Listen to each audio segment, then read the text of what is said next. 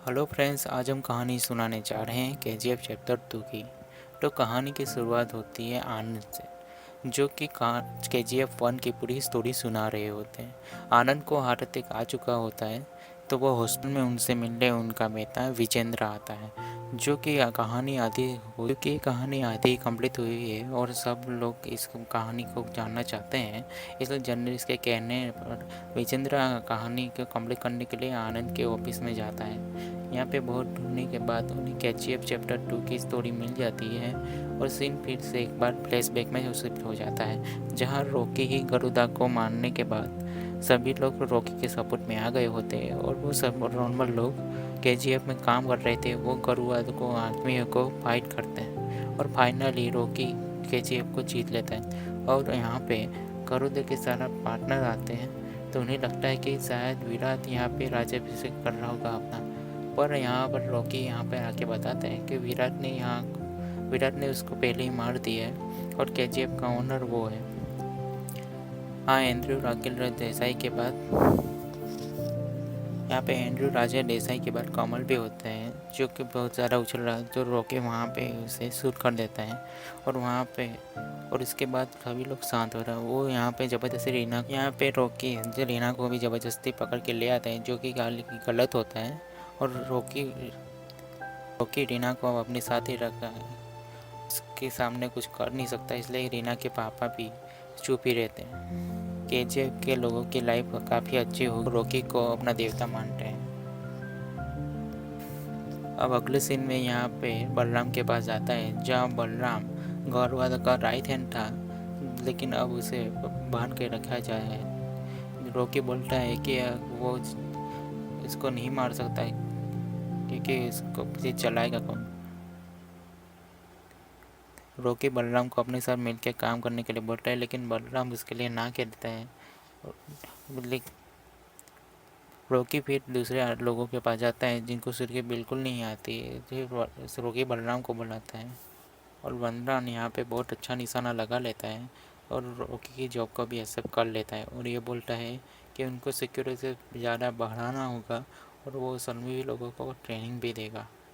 यहाँ पे पार्ट 1 में रॉकी मेंटेनेंस रूम में गया था, तो वहाँ पे कुछ और भी नोटिस किया था और अभी पता चलता है कि यहाँ पे केजीएफ में पूरी एक माइन नहीं है, बल्कि पूरी 9 माइन है और जो 9 माइन को कभी भी खोला नहीं गया है, जो कि सिर्फ एक से ही काम चलाते रहे, क्योंकि सूर्यवर्धन नहीं चाहता है कि हर किसी को 9 माइन के बारे में पता चले। ऐसा पता चलने पर केजीएफ पे खतरा और भी ज़्यादा बढ़ सकता है। इसका पता चलने पर केजीएफ पे खतरा और भी ज़्यादा बढ़ जाता है और ये पता चलने पर केजीएफ के पार्टनर और भी ज़्यादा डर जाते हैं। और ये बात केजीएफ के पार्टनर्स को पता चलती है, तो वो और भी ज़्यादा शॉक्स हो जाते हैं। वो यहाँ पर किसी को भी नहीं मारता है और पहले की तरह बिजनेस करने के लिए सबको बोलता है, क्योंकि उसे पता होता है कि वो हर किसी को मार देगा तो बिज़नेस किसके साथ करेगा। लेकिन अब जो नए 8 नई माइनें ओपन हुई है, उसमें कोई भी वर्कर जाने से डरता है, कोई भी जाने से डरते हैं। और यहाँ पे रॉकी आता है, वो खुद ही माइन के अंदर जाता है और काम करने लगता है और वो देखकर बाकी सबको भी मोटिवेशन मिलता है और वो भी अंदर चले जाते हैं। यहाँ पे राघवेंद्र प्रसाद और एंड्रयू दोनों ही रॉकी की तरीके से काफ़ी परेशान हो रहे हैं और चाहते हैं कि कैसे भी करके रॉकी को रोक दिया जाए और रॉकी को रोकने का काम रमिका कर सकती है। रमिका बहुत ही स्ट्रॉन्ग पॉलिटिशियन होते हैं और हमेशा माना जाता है कि वो एक डिक्टेटर टाइप के होती हैं, जो कि हर किसी पे पावर बना के रखती है। यहाँ उनकी टीम के एक पॉलिटिशियन भी होता है, जो कि इनका नाम होता है नारायण, क्योंकि वो चाहते हैं कि नारायण को पीएम के पोस्ट से हटा दे और वहाँ पे रमिका आ जाए, क्योंकि रमिका आएगी तो फिर रॉकी बर्बाद हो जाएगा। और इसीलिए वो एक वोटिंग का प्लान करते हैं, जहाँ पे सभी पॉलिटिशियन नारायण के अगेंस्ट वोट कर देंगे और वो इसे पीएम के पद से हटा देंगे और इससे उसकी सरकार भी गिर जाएगी।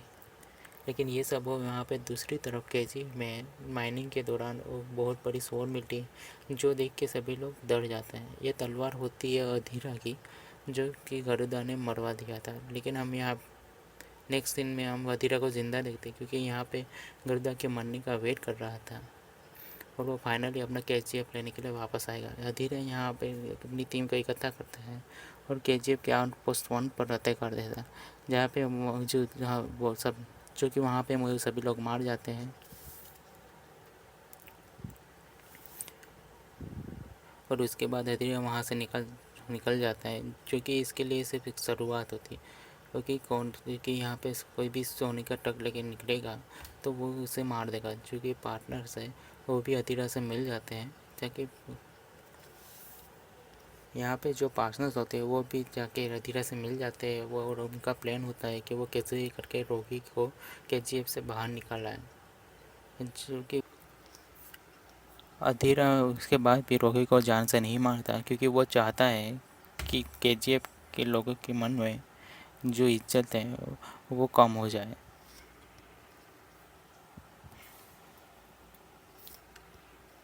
और इसके बाद भी, मौका होने के बाद भी वो रॉकी को नहीं मारता, क्योंकि वो देखता है कि वो जानता है कि केजीएफ के लोगों के दिल में रॉकी के लिए बहुत इज्जत है।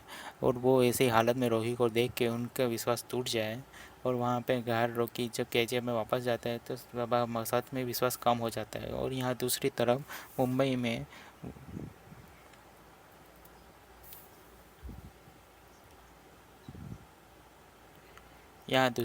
मुंबई में सेट्टी और बाकी सब वो लोग जो कि रॉकी से नफरत करते हैं, वो लोग रॉकी को सपोर्ट को जानबूझकर मरवा देते हैं। और साथ में अगर कोई भी केजीएफ से जो ट्रक बाहर निकलता है तो अधीरा और उनके सभी लोग को मार के उनको वापस भेज देता है, जिसकी वजह से सब लोग बहुत डर गए होते हैं। और केजीएफ के अंदर सिर्फ 8 दिन का खाना बचा होता है। और इसके के बीच में रॉकी भी अभी भी बीमार होता है, और वो अब भी पूरी तरह से ठीक नहीं हो पा रहा था। तभी उसके सेठी कॉल करता है और कॉल करके उसे धमकी देता है और बदतमीजी भी करता है। ये सुन करके रॉकी को गुस्सा आता है और वो अपने चाचा को कॉल करता है। चाचा उसके मुँह बोले चाचा होते हैं, जिनके साथ वो मुंबई में रहता है, जो कि वो उनके साथ मुंबई में ही रहता था। वो उनसे हेल्प मांगे और हेलीकॉप्टर बुलाता है और काफ़ी सारा सोनार लेके दुबई चला जाता है। ये देख के हर कोई केजीएफ में रहने वाले को ये लगता है कि रॉकी यहाँ पे डर करके उन सबको छोड़ करके भाग गया। दुबई जाके लेकिन रॉकी असल जाता है खलील से मिलने के लिए। और यहाँ पे खलील के साथ अपनी मीटिंग करता है और उसको बिजनेस ऑफर करता है कि अब वो अफ्रीका से डायरेक्ट उसका सोना इंडिया में लेकर आएगा। लेकिन खलील इसके लिए मना कर रहा है और वो इसकी अपनी हालत भी ख़राब होती है। और लेकिन खलील को पता चलता है रॉकी ने अपने चाचा बोल करके और दूसरे सपोर्टर को बुलवा करके उन्होंने सर को मरवा दिया है, जो कि मुंबई में खलील के सपोर्ट में था। और वो साथ में खलील को अपने गार्ड्स को अपना गार्ड समझ रहा था, उसमें हाथ से गार्ड रॉकी के होते हैं। और खलील के साथ अपने डील फिक्स करके वापस केजीएफ में आ जाता है और बलराम से कह देता है कि साबित रक्स को बाहर निकालो। यहाँ पे दूसरी तरफ अधीरा उसका वेट कर रहा होता है। और जैसे वो ये देखता है कि रॉकी यहाँ पे वापस आ गया, उसके पीछे रक्स भी है, तो वो सभी लोग तो उसके सभी लोग रॉकी की तरफ अपनी गन पॉइंट कर रहे हैं। और ट्रक के अंदर से बहुत सारे रॉकी के आदमी निकलते हैं। इनके पास बहुत अच्छी अच्छी गन होती है। इनके सामने अधीरा की सस्ती गन टिक में नहीं पाती है। और फाइनली उसकी सारी और आखिरकार अधीरा के सारे काफ़ी सारे आदमी मारे जाते हैं। एक तरह से अधीरा की हार हो जाती है। रॉकी चाहता तो उसको मार सकता था, लेकिन वो उसे छोड़ देता है। साथ में वो नारायण के सरकार को भी गिरने से बचा लेता है, वो अलग अलग पॉलिटिशियन को धमकी देकर। और इस तरह से रॉकी का बिजनेस बहुत अच्छा बढ़ जाता है और वो लगातार 9 माइन से सोना निकल रहा होता है। और इसके बाद वो बॉम्बे में सेट्टी को जाके मार देता है। और इस तरह से कुछ साल बीत जाते हैं और वक्त आ जाता है अगले इलेक्शन। और अब वक्त आ जाता है अगले इलेक्शन का। वो सेट्टी को जाके ये बोलता है कि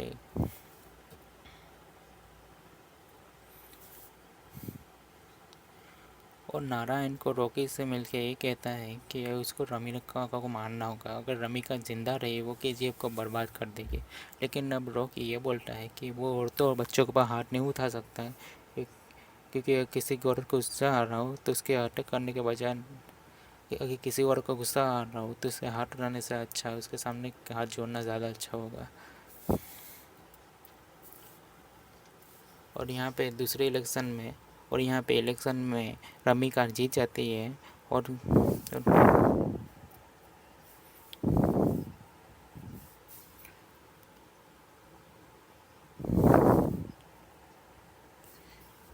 जीतते हैं यहाँ पे बहुत सारे लोग की केजीएफ के बारे में रमिका को पूरी स्टोरी बताते हैं। और रमिका और यहाँ पे हमें पता चलता है कितने सारों में केजीएफ में रॉकी ने, और यहाँ पे हमें पता चलता है कि और यहाँ पे केजीएफ में रॉकी ने केजीएफ में डेवलप बहुत अच्छे तरीके से कर दिया होते हैं। और जहाँ वहाँ पे लोग जो कीड़े मकोड़े जैसे जिनकी जी रहे हैं उनके लिए बहुत अच्छा घर बना दिया जाता है। और यहाँ पे जो लोग कीड़े मकोड़े जैसे जिनके जी रहे होते हैं उनके पास काफ़ी अच्छे घर होते हैं। और ये सब पता चलने के बाद कि रमिका वो बोलती है कि वो किसी को, और ये सब सुनने के बाद रमिका ये बोलती है कि कैसे भी करके यहाँ पे रेड डाल दो और कैसे भी करके के रोगी के खिलाफ सबूत लेके आओ और उसे अरेस्ट करो। और इसके लिए रमिका एक स्पेशल टीम भी बना देती है। और यहाँ पे हम आनंद को देखते हैं, जो कि आनंद फर्स्ट पार्ट में यहाँ स्टोरी सुना रहा है, वो काफ़ी यंग होता है। और चुप करके केजीएफ जो कि हमें फर्स्ट पार्ट में जो आनंद को देखा था वो यहाँ पे काफ़ी यंग होता है और वो केजीएफ की फ़ोटो क्लिक कर रहा होता है।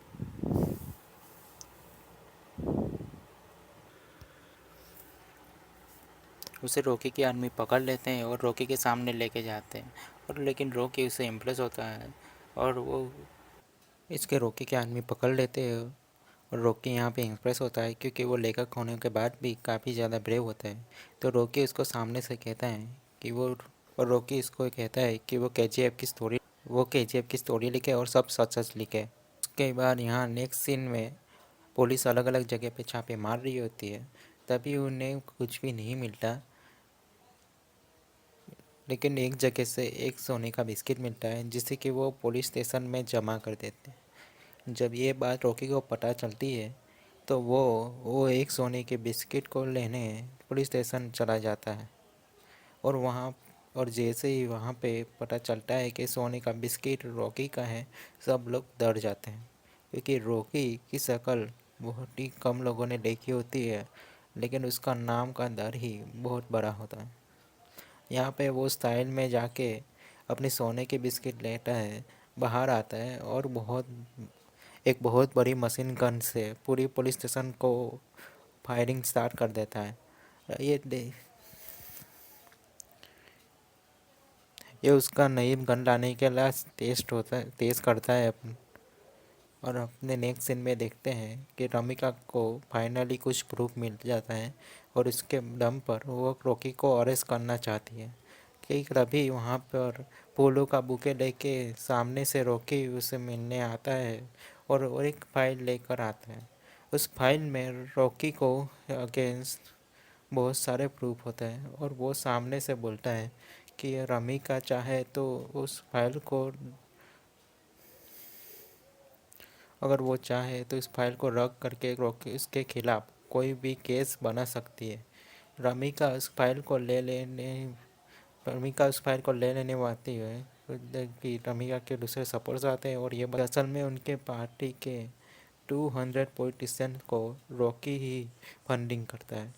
तो जो मतलब अगर वो रॉकी के अगेंस्ट तो मतलब कि अगर रॉकी अगेंस्ट कोई भी खुलासा करते हैं तो सबको पता चल जाएगा कि खुद रमिका की पार्टी के लोग उसके साथ है और उसकी पार्टी की जाएंगी। रमिका यहाँ पर ये भाई धमकी देने के और कुछ भी नहीं कर पाती और रॉकी यहाँ से निकल जाता है। लेकिन उसके बाद वो जा करके सभी सोने के डिलीवरी को रोक देता है। और ये बात जब खलील को पता चलती है तो उसे काफ़ी गुस्सा आता है। और क्योंकि अपनी मनमानी कर रहा होता है, रॉकी के पार्टनर्स उसके परेशान हो रॉकी के पार्टनर रॉकी से परेशान होकर अधीरा की हेल्प मांगते हैं। और यहाँ पे खलील भी अधीरा के सपोर्ट में होते हैं। अधीरा जो कि जिंदा था वो अपने सालों से केजीएफ में काम कर रहा है, अलग अलग एम्प्लॉयज़ को पकड़ करके वहाँ के एम्प्लॉयज़ को पकड़ करके वहाँ की इन्फॉर्मेशन निकल रहा होता है। और इसके बाद उसके पास एक केजीएफ का मैप होता है जो कि अंदर जाने के दो रास्ते उसको पता चलते हैं, लेकिन दोनों रास्ते पे सिक्योरिटी लेकिन वहाँ पे सिक्योरिटी इतनी ज़्यादा होती है कि जाना नामुमकिन है। और एक ही रास्ता है कि माइन के अंदर से होके जाना होगा, लेकिन उस बाइल्स के बारे में किसी और से पता करना पड़ेगा। और ये पता करने का काम वो एंड्रू को देता है, जो कि एंड्रू ऐसा नहीं किया तो अधीरा उसे मार देगा। और यहाँ पर माँ की बॉडी को वहाँ से निकलवा लेते हैं जहाँ वो सालों पहले उन्हें दफन किया गया था, और उनकी अब अच्छी से समाधि बनाता है। और वहाँ पर अपने नशेड़ी पिता को काम पर रख लेता है। उसके पिता जो कि ज़िंदा थे और बहुत ज़्यादा नशेड़ी होते हैं और कभी भी अपनी वाइफ को ख्याल नहीं रख रहे होते, इसलिए वो उन्हें बची हुई पूरी ज़िंदगी उसकी माँ की समाधि की सफाई करनी होगी। और ये सब देखकर फाइनली रीना भी उससे इम्प्रेस हो जाती है और उन दोनों की शादी हो जाती है। दूसरी तरफ अधीरा को एक बहुत अच्छी दूसरी तरफ अधीरा को कोई एक इन्फॉर्मेशन देता है कि आपने कहाँ पे खुदाई करना शुरू करेगा तो वो उन्हीं में से एक माइन पे पहुंच जाएगा, माइन नंबर 3 में। ये खबर मिलते ही अधीरा वहाँ पर खुदाई शुरू कर देता है। और पर वहाँ पर रीना को पता चलता है कि वो और यहाँ पे एक रीना को पता चलता है कि वो प्रेग्नेंट है। वो जल्दी से केजीएफ में खड़े हुए रॉकी को बताती है। और इससे पहले कि यहाँ पर रॉकी कुछ खुश होता, पीछे से अधिक के आदमी उस पर अटैक कर देते हैं और इसलिए वो रीना को शूट करके मार देते हैं। रीना की डेथ से रॉकी को बहुत गुस्सा रीना की डेथ से रीना की डेथ से रॉकी को बहुत गुस्सा होता है। और उसके और अधीरा के बीच में फाइट स्टार्ट होती है और बहुत लंबी और बहुत ही खतरनाक होती है। रॉकी अपना मेन हथियार हथौड़े को लेता है और उससे अधीरा की बहुत पिटाई करता है। और इसके बाद अधीरा की गर्दन पर तोड़ देता है और उसके जान से मार देता है। लेकिन अब रॉकी को पता चल गया होता है कि अधीरा को माइन के बारे में इंफॉर्मेशन बाहर से मिली, तो वो तुरंत ही अपने लोगों को इकट्ठा करता है और सीधे रमी का और वो सीधे पहुंच जाता है पार्लियामेंट में। और पार्लियामेंट में सब वहाँ पे बहुत सारे नेता बैठे होते हैं और वहाँ पे रमिका स्पीच दे रही होती है। और रमिका का यहाँ पर यह प्लान होता है कि चाहे और रमिया का यहाँ ये प्लान होता है कि चाहे उसको खुद को फिर इस्तीफा देना पड़े, लेकिन फिर भी वो रॉकी के अगेंस्ट वारंट निकालेगी। पर लेकिन तभी वहाँ पे अंडर रॉकी आता है और उसके सामने ही और उसके और नारायण को उसके सामने ही शूट करके मार देता है, क्योंकि वो आखिरी आदमी नारायण ही होता है जो कि अधीरा की हेल्प कर रहा होता। और फ्रॉम द स्टार्टिंग फिर से सारी और पीछे से सारी चालें नारायण ही चल रहा होता है। और ये सारा प्लान उसी का होता है कि वो रॉकी को केजीएफ को भेजेंगे, गरुदा को मार देंगे और रॉकी को मरवा देंगे और केजीएफ को अपने कंट्रोल में ले लेंगे। लेकिन यहाँ पर क्योंकि सबके सामने पार्लियामेंट में आकर के पुलिस स्टेशन को मारा है, तो सरकार के पास उसके खिलाफ बहुत सारे स्ट्रॉन्ग प्रूफ आ जाते हैं। और यहाँ पे रमिका रॉकी के अगेंस्ट डेथ वारंट निकाल लेती है। और रॉकी को मारने के लिए केजीएफ में बहुत बड़ी फौज आती है, जो कि केजीएफ में रहने वाले लोगों को वहाँ से बाहर निकाल देती, ताकि वो रॉकी को ढूंढ सके। अब यहाँ पता चलता है कि रॉकी अपने महल में नहीं होता है और वो नेक्स्ट सीन में रॉकी को देखते हैं जो कि एक शिप पर होता है। उस शिप पर उसने अभी तक का सारा सोना रखा होता है और ये सोना बहुत ज़्यादा होता है। रमिका को ये बात पता चल जाती है, क्योंकि एक सोर्स से एक बात पता ही जाती है, क्योंकि यानी कि रोकी का पता चल गया था और उसके अंत आने वाला है। इसीलिए वो खुद ही अपनी इंफॉर्मेशन दे देता है और वो खुद भी मारना चाहता है, पर पानी के अंदर बहुत सारे सोने के साथ, क्योंकि सोना उसी के साथ डूब जाएगा और किसी को भी नहीं मिलेगा। और होता भी ऐसा ही है। सारे फाइटर प्लेन एकदम से रॉकी के अटैक कर देते हैं और इसकी पूरी शिप ब्लास्ट हो जाती है। रॉकी और सोना दोनों पानी के अंदर चले जाते हैं और दोबारा कभी भी किसी को भी नहीं मिलते। रमिका रॉकी के बारे में हर एविडेंस को मिटवा देती है और साथ में वो ऐसा पक्का करती है कि कहीं पर भी रॉकी का जिक्र भी ना हो और किसी को भी उसके बारे में पता ना चले। इसलिए सिर्फ आनंद ही ऐसा होता है जिसको रॉकी के बारे में पता होता है। आनंद इस स्टोरी को लिखता है और बाद में इसको पब्लिश भी करता है और मूवी के स्टार्ट के बाद बीच में रॉकी यहाँ पर मरने के बाद भी उनके लिए केजीएफ में केजीएफ टाउन बसा होता है, जहाँ पे बहुत सारे उनके लिए घर बने होते हैं जो केजीएफ में काम करते हैं। और यहाँ पे सैड एंडिंग के साथ ही कहानियाँ ख़त्म हो जाती हैं। तो प्लीज़ अगर आपको ये पसंद आया हो तो हमारे वीडियो को शेयर करें और हमारे चैनल को सब्सक्राइब करें।